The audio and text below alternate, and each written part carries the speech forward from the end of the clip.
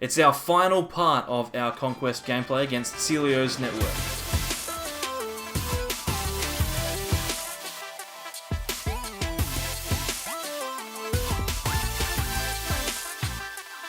Welcome back, everyone, to more from the SAbleyes.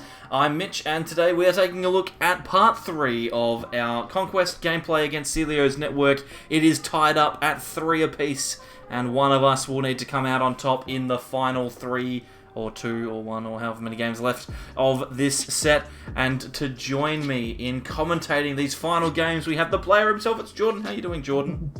Not too bad. It's the exciting finish to this trilogy. It's going to be at least 2 games because it's 3 apiece. So we need to get a 5. At least have to win 2-0 if we want to finish this game. Otherwise, it could be a 2-1 finish, which would be a bit more climactic. But they should be pretty good games at least, because I know that we've got some pretty strong decks to try and close it out with. Yeah, absolutely. Before we get started, obviously, thank you very much to Celio's network. Regardless of the outcome, it has been an incredibly engaging experience. Super fun to go through this, so thank you to Luke, and thank you to you for coming along and watching. Maybe you'd like to subscribe if you like this kind of content, or at least give the video a like. I mean, you know, it's the least you can do is just click that little like button. It makes me feel so good inside. And yeah, we'll get started with Game 7. And I think we've got either Ultimate Mewtwo or ADP Zarshin coming from our side, Jordan. So either way, it's going to be exciting. Alright, here we go. We've got Game 7 now. We lost last game, Jordan. So it means that we get to go first. And obviously, since we're going first, the best choice for us is probably ADP Zarshin. Yeah, well, that's what we said last time. It didn't work out too well, but looks like we've actually got a really strong hand here. And Luke actually opening with the Venusaur Snivy, so that means he is probably playing the Henry Brandt Special Ultimate Mewtwo. And we know from experience that that deck was designed almost specifically to beat ADP Zarshin, as well as being favorable against a lot of things. So this could be a pretty tough matchup for us once again, but I don't think it's like super one-sided. It's just a bit rough. It is just that little bit rough, isn't it? So we've got ourselves a pretty solid start here. I mean, we've got a Jirachi, an Energy, we've got ADP. I mean, there's nothing more that we could really ask for here. A Quick Ball is obviously going to be quite good. But yeah, hopefully we can get ourselves a pretty solid start here. We're going to Quick Ball away this Dedenne and grab Absol. And Jordan, obviously, you're playing this one knowing exactly how Ultimate Mewtwo operates, so you'd know exactly what it doesn't like to see. Yes, that is for sure. And I know that one of the more common ways that this deck likes to try and close out games sometimes is using that Venusaur Snivy, which he is opened with. You can attach an energy to it, use the Shining Vine ability, and then play an Air Balloon to retreat. But the Absol does make that a little harder to do, so having it to play is pretty nice when your opponent opens with the Venusaur Snivy. But I'd say this is pretty much the perfect turn one. We've got the Intrepid Sword off. The only thing that could have been better is hitting a Metal Energy off of the Intrepid Sword. Yeah, that's the only thing that realistically could have gone better for us. Obviously, Luke not starting in a perfect position here, but there's really only a couple of things that he needs to do to make this a little bit easier for him. The key is going to be getting this Venusaur Snivy out of the active. As long as he can do that, he should be fine. Looks like the Soul Burst Solgaleo going into the hand as well as a Dedenne. And if Luke needs to Dedenne away this hand, it can only mean one of 2 things. Realistically, it means that he hasn't got anything that he can use to grab himself a Mewtwo and an Energy. He can either discard a bunch of resources, or he can discard a bunch of Pokemon. So one's good for us, one's not so good. Yeah, obviously, this deck likes to discard all of its cool tech attackers, and when you're going second in this matchup, it is usually a pretty good idea to try and get that turn 1 Soul Burst GX off. So I saw that Luke did prioritize the Solgaleo off of the very first Cherish Ball, and we'll be able to get that into the discard pile nice and easily. He's got the Energy and the Switch, so he's got everything he needs to guarantee that turn 1 Soul Burst GX. If he gets a second Mewtwo to start putting the energy on, then that'd be perfect. It's a little risky putting all the energy on the first Mewtwo, but I guess it's not the worst thing in the world. But I think if he can get a second Mewtwo into play, especially with that Chaotic Swirl, then he's going to be in the perfect position, having such an amazing turn 1. Yeah, it's looking pretty strong here. Like you said, the only thing that could be better is another Mewtwo.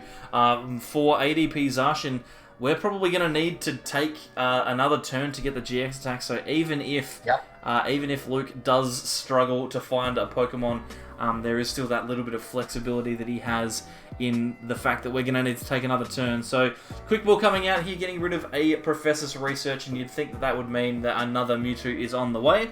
And this seems like the perfect start for him.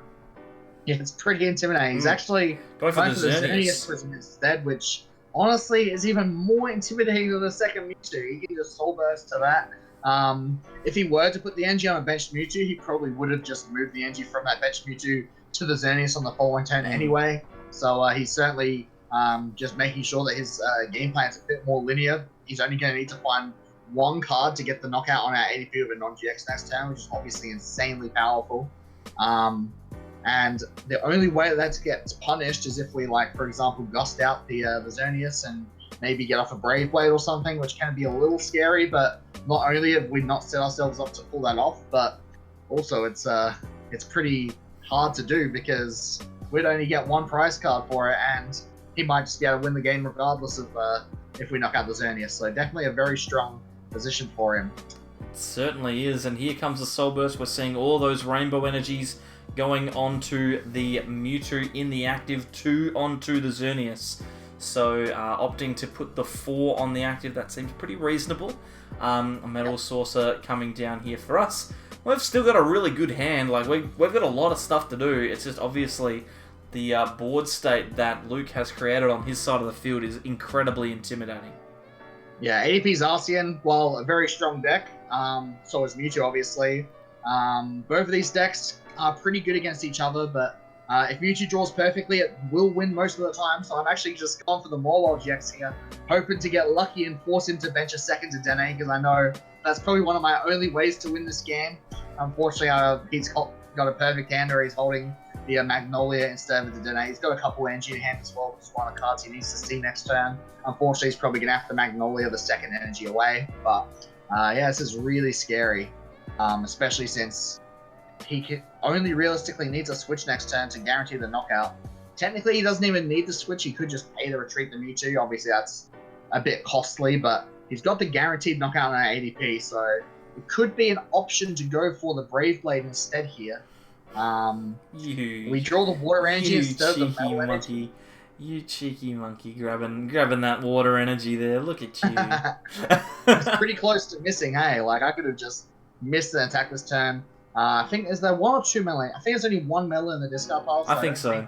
I could go for a Brave Blade if I wanted to anyway. So yeah, getting the Water Energy is definitely a big deal there. Just pop the Ultra Creation GX, knowing that I'm probably sacrificing this ADP to do so. I get the Shrine of Punishment to replace that Chaotic Swell. May as well. There's no reason not to, really. Yep. I know that he's not playing any form of hand disruption because he's probably just playing the Mewtwo Henry build, and we actually see that I had That's the first time. Yeah. That's the first time you've used the GX attack in 7 games, Jordan. It's the first time you've used the GX attack. There you go. Alright, when so that notification popped up, I almost didn't believe it. I was like, have I really not used the GX attack in any of these games yet? Hang on a minute. Oh dear. So yeah, here we are. I've got the GX tag off. He's attaching the energy to the Xerneas and Magnolia-ing, researching, whatever you want to call it. Yep. Researching, I think, is probably the way to go. But yeah, this is a very, very tough spot for us now, because even if like obviously we're going to be able to get a knockout on the Xerneas, but we're going to take 2 prizes. How do we take the next 3 from there, or the next 4 from there? We're going to need to just take the knockout on the Mewtwo, right? Yeah, we could just Brave Blade the Mewtwo for 4 prize cards. That 10 damage from the first Rainbow Energy could actually be huge here. Because if he doesn't heal that 10 damage off or play a Big Charm, we can just get the straight knockout with Brave Blade, take 4 prizes, 2 prizes on Xerneas. And that is a potential win condition. It's not great because obviously we still have to try and deal with this Xerneas Prism, which is going to be becoming active. But I guess once it's already knocked out the ADP, it's not that scary. It's only going to be doing like a half hit on a Zacian V. Maybe it'll knock out the Mawile GX with like a Zigzagoon or a Shrine Tip. So it could take 5 prize cards, but 5 isn't 6. So, you know, yeah, it's exactly. a chance. It doesn't matter. 5 is not 6. So I guess the best thing about the hand that we currently have is that we've already got a custom catcher in there. If we are able to find one, we could potentially take a knockout on the Mewtwo and Mew once it's headed to the bench. Although there's not a lot happening here on Luke's side of the field. I wonder what he's thinking about over there. Yeah, he's certainly having a bit of a think here about what he wants to do. Maybe that means he's missed the switch and he's deciding, do I want to just pay to retreat this Mewtwo into Xerneas, or do I want to just settle for an attack in the active? Well, he's got the DDV, which is really big, because it means no matter what, his Mewtwo will not be knocked out that next turn. Especially if he can get another Chaotic Swell to stop any Shrine of Punishment shenanigans as well. Yeah. So he's 1 or 2 cards away from... If he finds like a switch and a Chaotic Swell, I really don't see many ways to come back into this. But wow, he actually has to pay to retreat the Mewtwo. So that Absol coming in clutch in a way I never would have expected to do so. Yeah, exactly. Having to get rid of 3 Rainbow Energy from the Mewtwo there, that's really big. And it might just be enough to give us an opportunity here. We've got the 2 metal sources and a Marnie as well, so we can reduce our opponent's hand size pretty significantly here if we'd like to.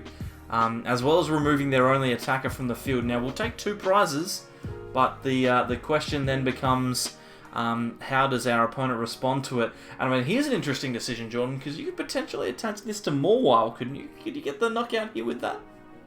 Yeah, it's certainly an option. The risk with attacking with Mawile, of course, is that it can actually be knocked out for 2 energy from a Mewtwo, so you can go for something like a massive Bloom, could potentially get the knockout, it only has 170 HP. He could just knock it out with the Xerneas Prism if he uses the Zigzagoon or a Shrine of Punishment or something. Well, I mean, he wouldn't be able to use the Shrine of Punishment, but we might end up putting it down because that DDV might force us to try and go for that this turn.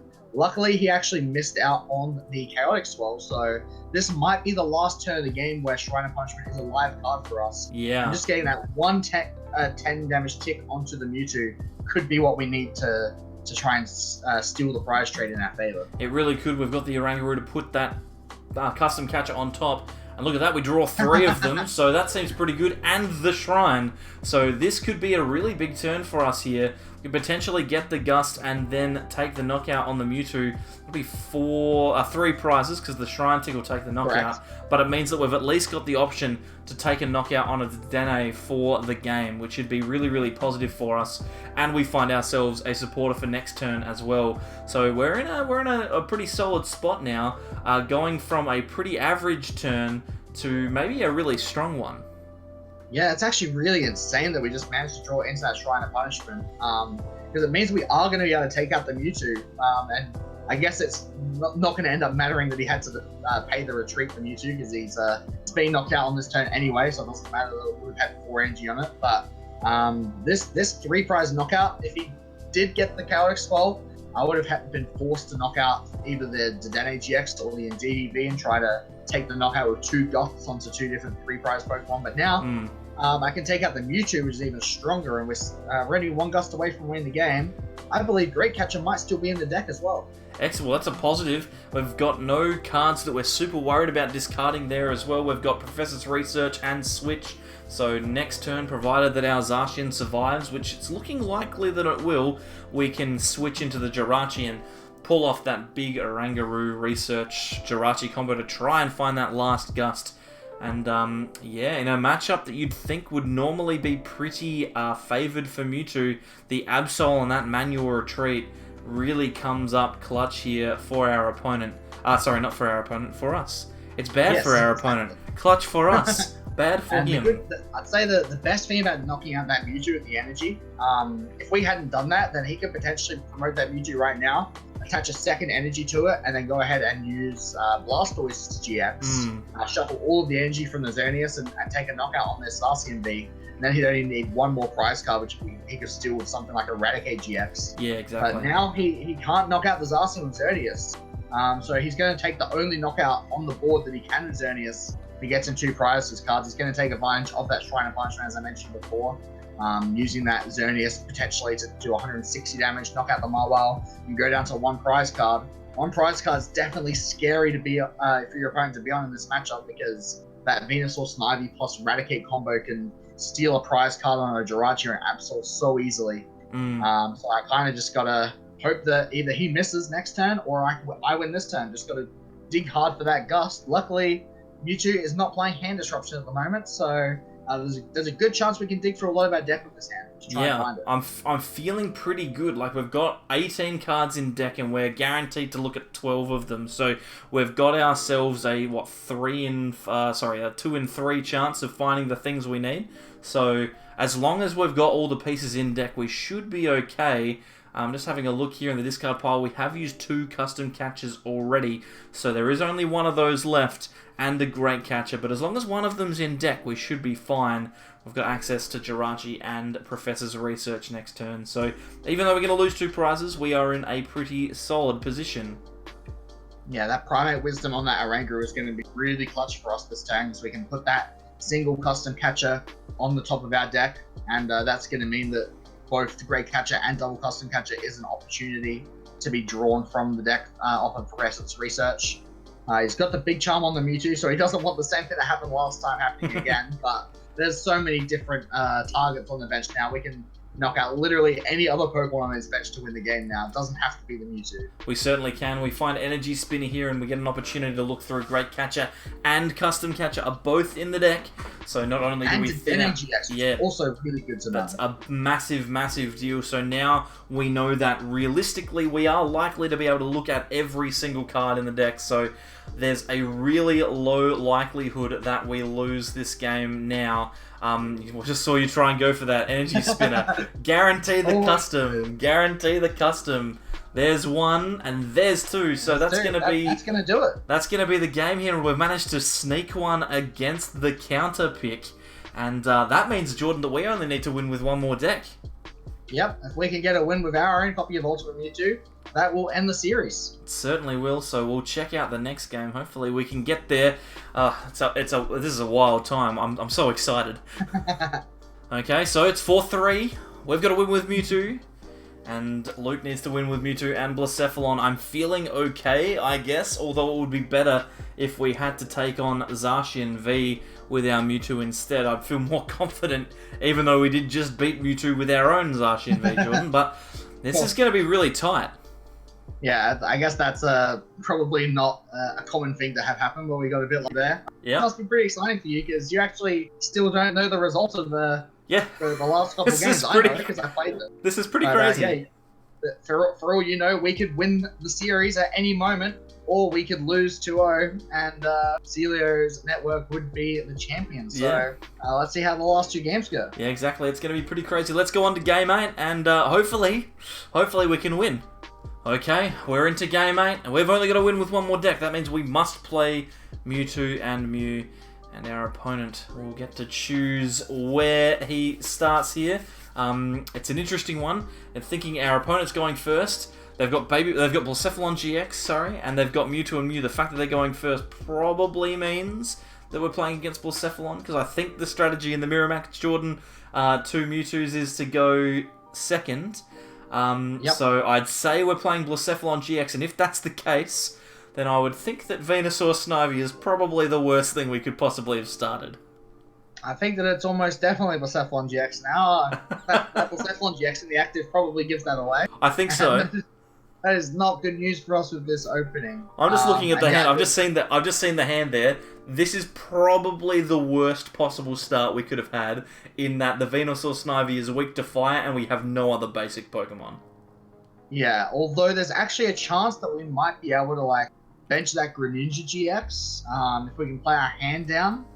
It's a bit awkward because I guess we could attach the Rainbow Energy to do damage to the Venusaur Snivy, and then play Mallow and Lana to discard the Energy and the Solgaleo, and then play the Chaotic Swell from our hand. That would play out every card in our hand in order for Mallow and Lana to heal and switch. Yep, but that means that we have to top deck a Pokemon we can put on the bench. Exactly.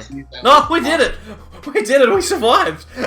Okay. We've got a Mewtwo. It's gonna be fine. Can we play every card in our hand? We can attach the Rainbow. Actually, honestly, now we've got the Mewtwo, it might actually be better to just attach to the Mewtwo and just do that play next turn instead, when we can actually pull off the Altered Creation GX. Yeah, exactly. If we attach to the Venusaur and play our hand down right now, it might be worth it still, but it means that we're guaranteeing that we can't pull off like a Soul Burst. We could actually just Mallow and Lana right now attached to the Mewtwo, and then just Soul Burst straight away. Which it's a bit slow, but that might be like enough to keep us in the game. We could take a knockout next turn potentially. Exactly. We can Aurora Energy Mallow and Lana into the active, and then just blow up with the Soul Burst. We'd have to attach all of the energy to the Mewtwo though, which is a bit of a risk unless we want to power up this Venusaur Snivy, and it looks like that's the way we're going to go. We may as well Soul Burst here. And we can actually go for the ability, I think it's called Elusive Master, is that right? On the that's the one. That is the one. So we can actually go for that on the next turn as long as we draw any playable card.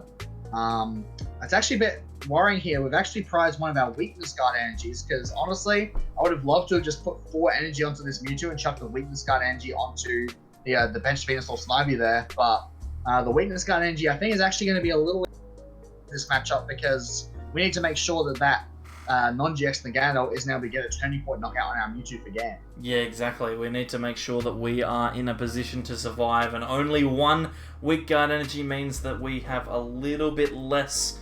We've got a little bit less going for us, but we can at least draw some cards with Greninja GX, which is a ridiculous thing to say.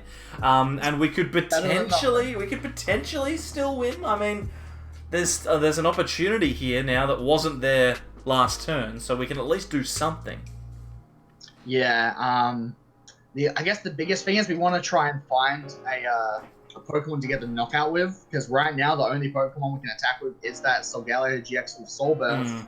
And his attack says discard all energy attached to this Pokemon. So while it would get us the knockout, I feel like Soul Bursting 5 energy to be active and then immediately discarding all of them is not a winning strategy against any matchup. Probably not, especially one that doesn't give up 3 prizes. You could probably justify it if you were taking 3 prizes, but only 2, probably not.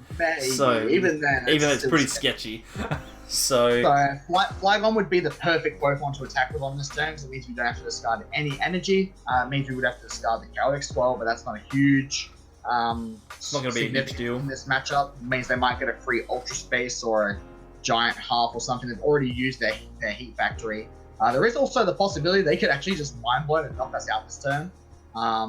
They've got 2 energy on the active. They've got a charging up on the bench. They need 6 energy total.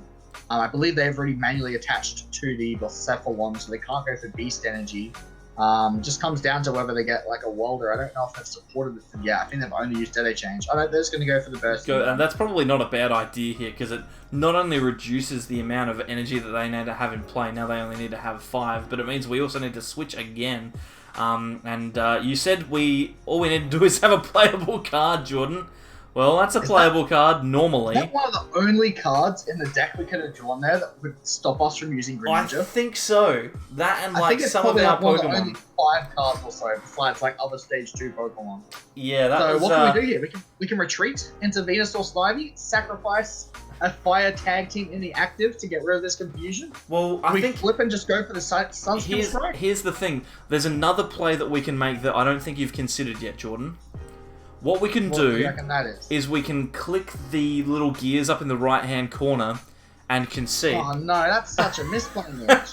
There's a win condition you're not seeing here. We can gust something with this Venusaur Snivy, and he'll never get it out of the active. That's a good call. I guess that's going to be what we do.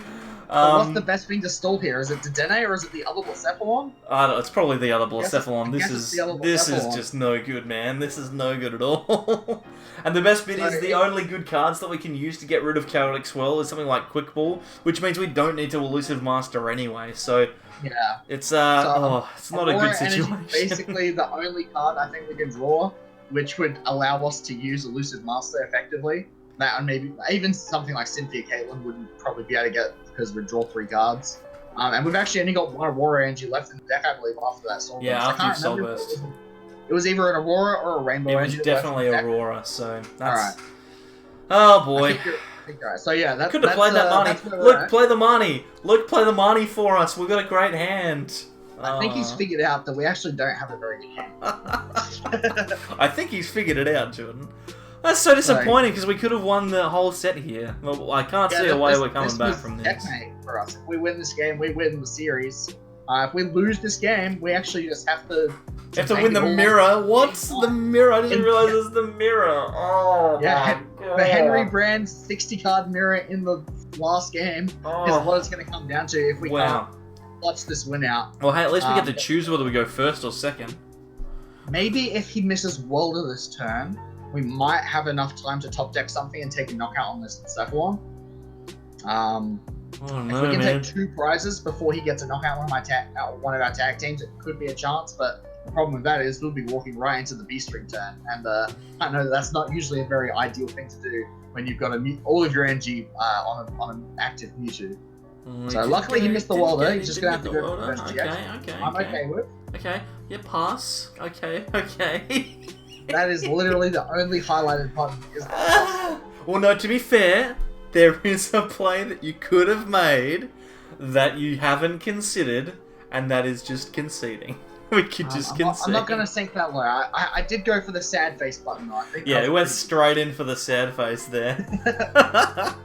I mean, there's not many other plays we can make here. That was like pretty much my only option. Yeah, just play the sad face. Yeah, It'll have to do. So now he doesn't even need a Welder. He just gets the manual attachment and he's fine. Very cheap 3 prize cards. And then we somehow need to get a knockout with Mewtwo and hope he misses. He's got 7 energy on board right now, so he's going to have to burn 3 to get this knockout.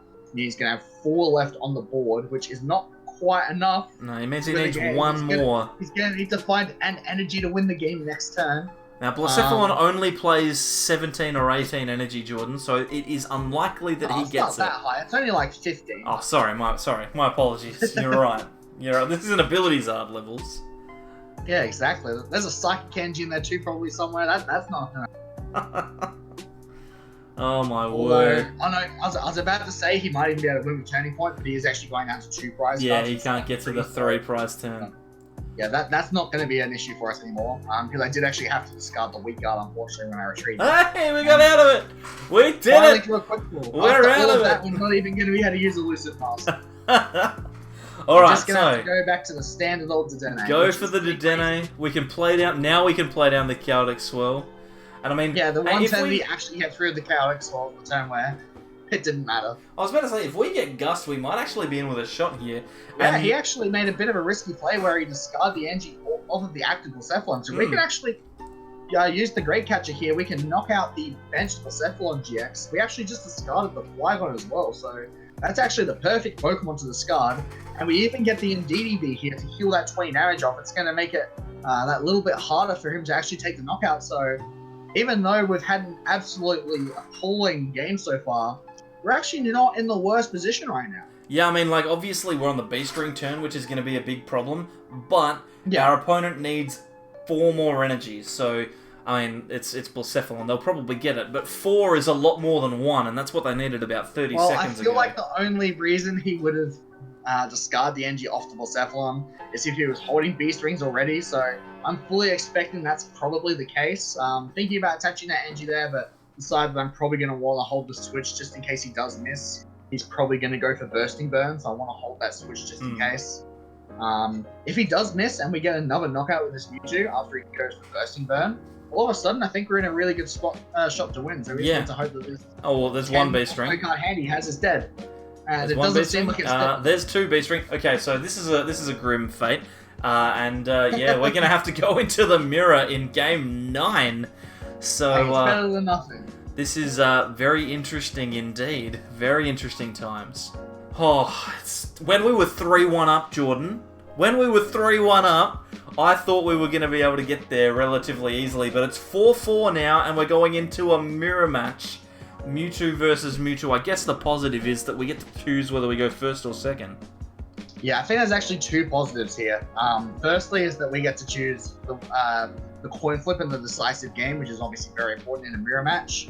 But also, this is a deck that not only have I actually played the mirror match before, which not many people could probably say for this deck, but it's one of the decks that I've had the most experience with recently because I was planning on playing this deck at Perth Regionals for quite a while.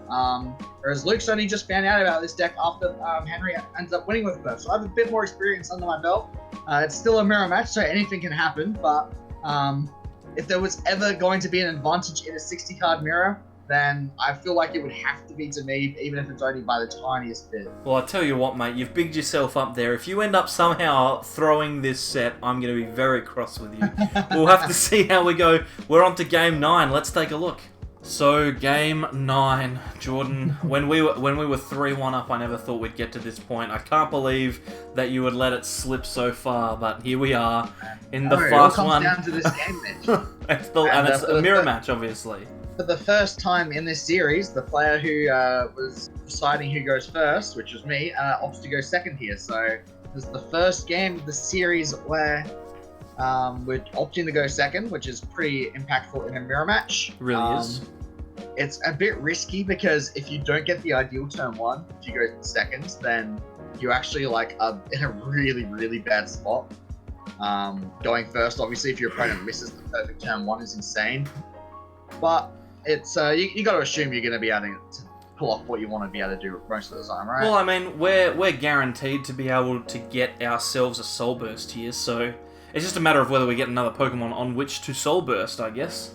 Well, yeah, that's the question. We could just Cherish Ball for the Solgaleo right now, attach the War Energy, discard the Solgaleo, put the Chaotix one to play, and just Soul Burst. We'd be putting 6 energy onto an active Mewtwo, depending on what our top deck is. That might be good enough. Like, it could be. It could very easily just be enough to win. We don't like it's a very volatile mirror, this one. So it's pretty risky though. Oh, very risky. Oh, for sure. It can go bad real quick if we are forced to put all our energy into this one. I'm not recommending that we do it, Jordan. I'm just saying that we could do it. Well, it's either that or it's Cherish Ball for Dedenne GX, right? Yeah, of course. And then Dedenne would potentially get us the Soul Burst anyway, and the second Mewtwo, yeah. Or it could potentially miss out on the Soul Burst completely. And one of the things I'm actually pretty scared about with this hand is I know from experience playing this deck that one of the easiest ways to discard Solgaleo is with that Aurora energy. So if we attach the energy now and then to Dedenne, we kind of lose access to one of our two of our best ways of discarding Solgaleo, which is both Dedenne Change and Aurora energy. So there's even an argument to just Dedenne Change all of these energy away to leave Aurora energy Solgaleo as an out, but then we can also very easily just miss an attachment and lose the game. Yeah, exactly. And that was a lot of Pokemon that just went away there, including Venusaur Snivy. So now we know that Luke isn't going to be able to use that for Gust here. I guess that he's expecting that we're just going to attack with Mewtwo's until the game is over. So that's probably not bad. We could also, like, theoretically, obviously we are probably not going to do this, but we could theoretically, like, give up the Soul Burst to potentially take, like, a half hit with Eradicate. That's something that we can at least do if things go poorly. But obviously we do want to get the Soul Burst off. It would be silly otherwise, wouldn't it? We need to make sure we get those energies in play. It's not a bad backup play. I think that's only ever worth it, though, if we were to have the Weakness Guard energy to attach and then go for the Chuck Away Eradicate. An important thing to note there is Luke just missed an energy attachment. He did too. Which might not matter in the long run because he's probably going to want to Soul Burst GX next turn anyway, but it does take away a lot of options for him because now he couldn't just attach a second energy and just go for like a turn 2 Vileplume knockout, or he can't go for the Altered Creation next turn if he wanted to go for that. It basically locks him into having to go for the Soul Burst next turn. So if we can get our Soul Burst GX off this turn, we're basically just going to be one full turn ahead, which is obviously a really big deal. Just deciding right now, I think, is it worth playing that Chaotix Swallow to play? I mean, both of us are probably playing the exact 60 cards. Chaotix Swallow obviously is not going to affect either of us, but it does change the maths on Flygon GX, which I have actually just exported to the discard pile. So it's just whether I think that's going to be relevant or not. I think it might be. I think if either of us are going to use that Flygon first, it's probably going to be me. So I'll go ahead and put that down and just go for the Dedenne Chain and see what we can get off of this. And we've got a tag call here and a bunch of other supporters. So the Solgaleo GX being in hand now can be discarded. And I think if we tag call and grab ourselves a Mewtwo and a Guzmahala, we'll be in a perfect position here, Jordan. I think you'd be very happy with that. Although it looks like you're actually not going to go for that. Maybe just use the research instead. I think even the Cynthia and Caitlin here is pretty solid. That's true. Just hold this hand and draw 3 cards because we are about to be using that Soul Burst GX.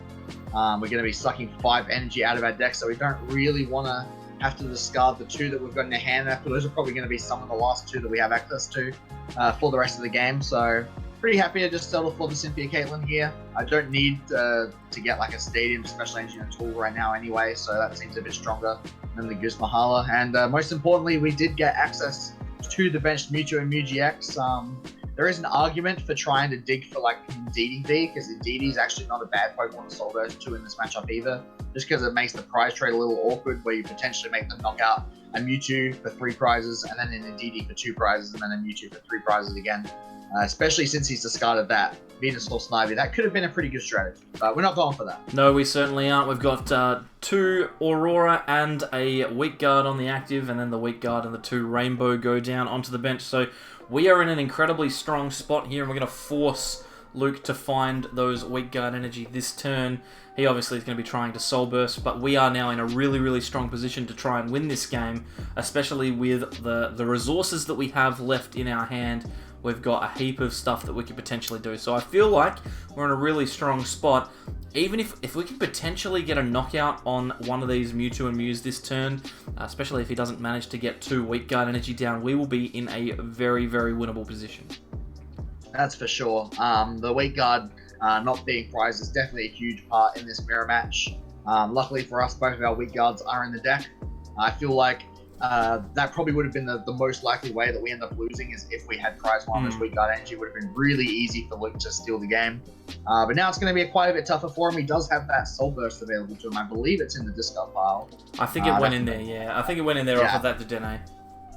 Yeah, so he's got access to that. He can basically do the exact same play we did, except just 1 turn later, which is fine, but it's not ideal, but that looks like that's what he's going to be settling for. And I'll be interested to see where he puts the energy. Is he actually going to power up that Indeedee on the bench? Yeah, exactly. Obviously not finding anything of use in the hand off of the Dedenne, just using it to discard all of those attackers. And now we wait to see where that energy is going. We've got a Weak Guard onto the active, which is obviously very, very strong. Yep, that one was obvious. Yep, that's obviously going to go there. We're taking a bit of time to think here about where the rest of these energies are going to go, though. So it's like, I'm getting 5. I know I'm going to put 1 on the active, and then that's it.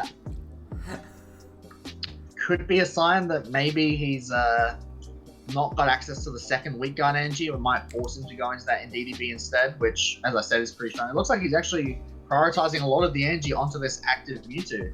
Yeah, that's a big call there. Risky, but potentially a really powerful play as well.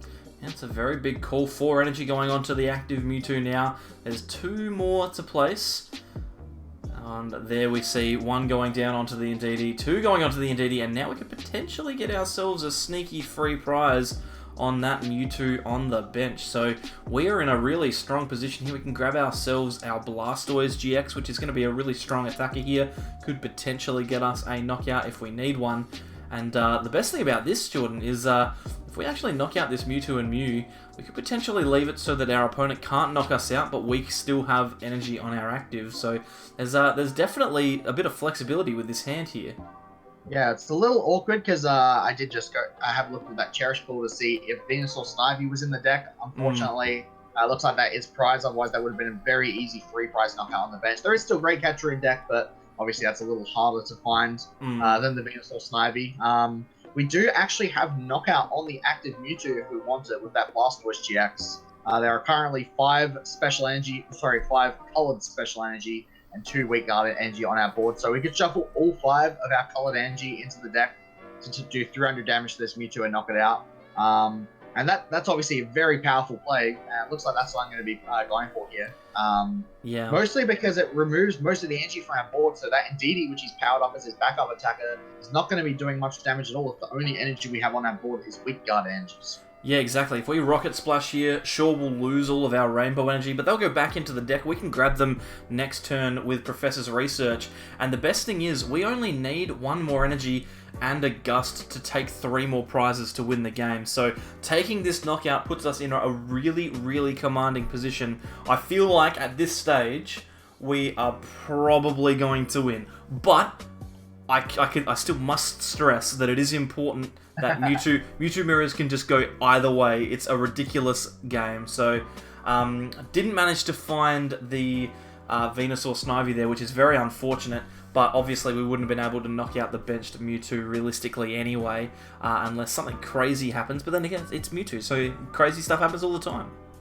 That's true. I'm a little worried at this point just because I know I currently don't have any big attacks lined up. I mean, sure, I can attach an energy and go for like a massive wound for 180 damage if he doesn't deal damage to us. or maybe just settle for an Outrage or a Mistlash or Greninja are all pretty decent options. But I can't pull off any of those big knockout attacks like Sunsteel Strike or Flygon GX's attack. So we're going to be a little underpowered for a couple turns, but he's in the exact same position as us, where he isn't really dealing much pressure either, except he's on 6 prizes still, but we're only on 3, so that's a pretty big difference. Exactly, and we're in a position now where if we want to, we can potentially remove the damage that's on this active Mewtwo and start powering up another one, so we're in a good spot. It looks like, Jordan, you're going for that Mallow and Lana straight away here.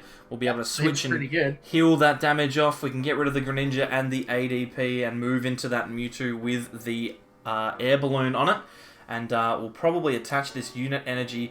You'd think either to the Mewtwo on the bench is probably the way to go, although you could just chuck it on the active, it doesn't really matter. You just pick one, Jordan. Just pick one. Just pick one, mate. Unfortunately for us, Luke reveals that he did not have his second Link Guard in the prizes. It was actually in his hand, so he couldn't Soul Burst it onto the field, but he does have it to attach this turn, which is going to make it a little harder to win the game. I mean, it means we won't be able to win this turn. So we'll have to just go for the half hit on this Mewtwo, which isn't that bad. We do still have that Great Catcher in deck, so if we do hit this Mewtwo for 180 damage and he's able to switch it to the bench, we could always find that Great Catcher to bring it back into the active and potentially win the game next turn.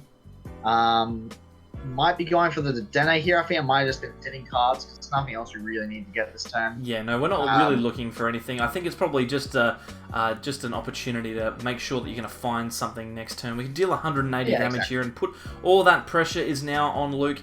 He needs to deal with this turn, and then we've given ourselves the best chance to draw into Great Catcher to win the game here.